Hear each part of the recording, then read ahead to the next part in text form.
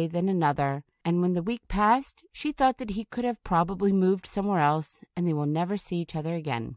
Sarah didn't change her habit, and still went to that bench to sing, dearly missing his voice, until one evening she suddenly heard him again. This time, though, the man was not sitting down on the bench across. He walked right up to her and sat next to Sarah, with a charming smile on his handsome face.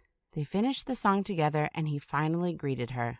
"I miss singing with you here," he said, looking into her eyes openly. "I'm sorry I was gone for so long." "I must admit, I missed hearing your voice, too," Sarah smiled back, feeling her heart warming up. "Hi, I'm William. What do you say we get coffee sometime?"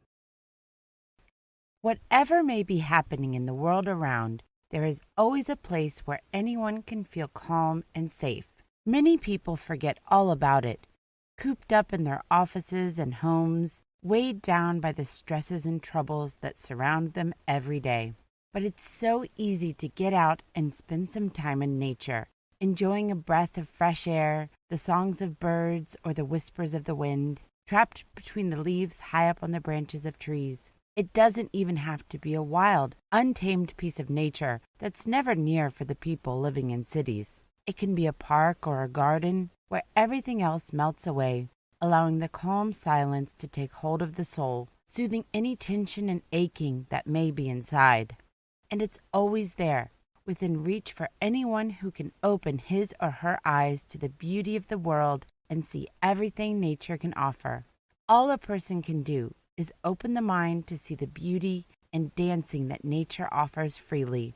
Perhaps it's the only meditative thing that is accessible to anyone who really wants it, and it's absolutely free to watch the clouds floating by on the skies, the birds flying about their business and singing when they want. What stress can there be when you just sit and enjoy the freedom of nature and its magical, captivating dance throughout any season and any time of day or night? In summer, the dance is frivolous, invigorating, and filled with life. Butterflies, bugs, and birds fill the air, while all kinds of critters scatter on the ground, each joining into the chorus of voices of nature. In autumn, the dance is joined by the beautiful swirling of leaves falling down to cover the soil in a warm blanket, getting ready for the cold that will inevitably come and turn the ground and everything around white, frozen, and still. And when the snow begins to fall from the skies, the dance is continued in the billions of snowflakes that fall down, each different and unique, to form a thick cover, hiding everything under the shimmering layer of snow. How fleeting the seasons truly are, each changing in the never-ending circle of the year, offering each time a different view and emotion. And how unnoticed these seasons go by, shunned by the busy, blinded people who forget to stop and look around because of all the things that are on their mind. Modern life turned humans away from nature, though it is always there, in each rain, blizzard, and storm that falls upon the world. Some see it so clearly that they go out each day and share their experiences in whatever way possible, through the breathtaking photographs, captivating short stories, beautiful videos, and deep, heartwarming songs that capture different instances of nature around.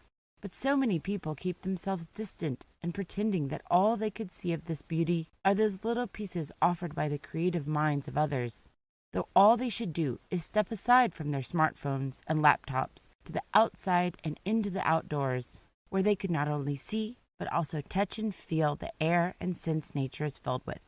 So why limit yourself to bits and pieces? Why keep yourself from the best therapist there can ever be for any trouble and heartache? Why keep yourself cooped up in four walls, looking out into the world through a cold, lifeless window?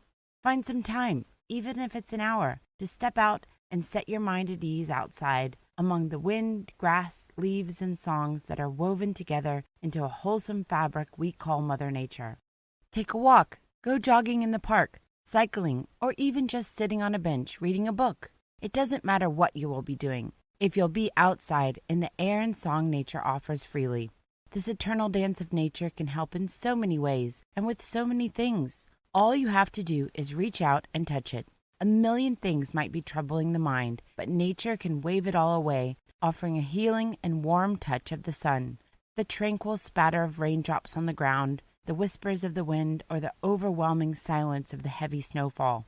All those days and weeks people spend in their jobs and worries can be pushed back by a single colorful sunrise or sunset.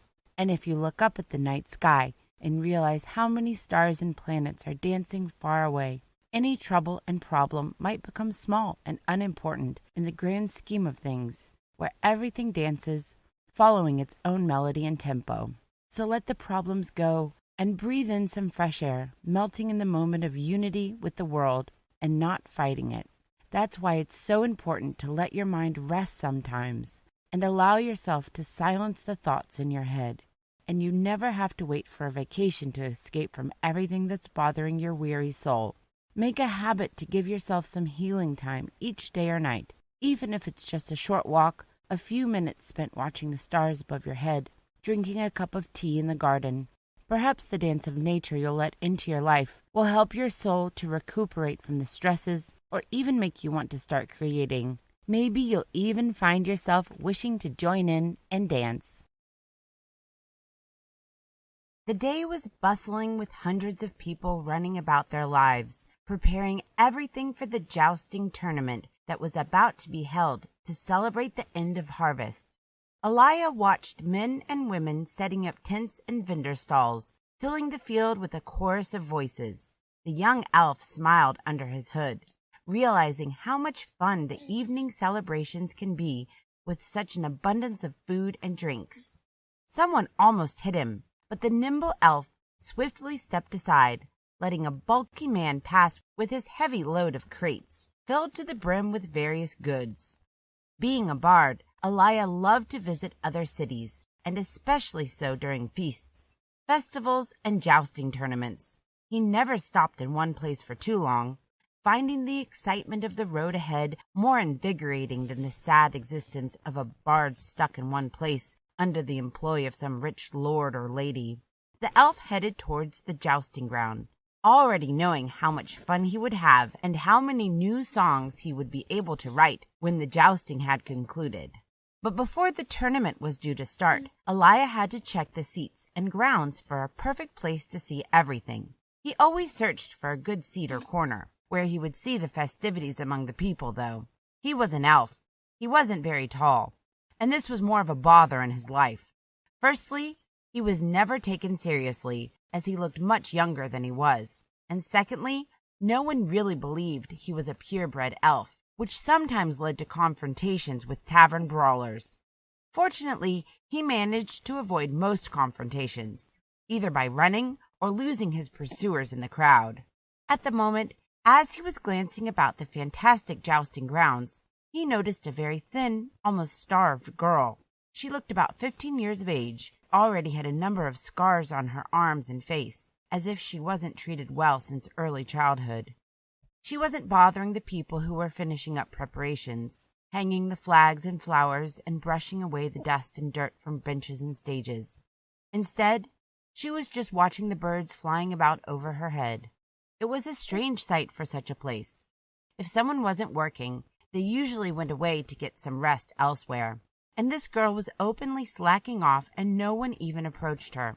Elia was intrigued, so he headed to the girl to ask her if she would help him and be his guide.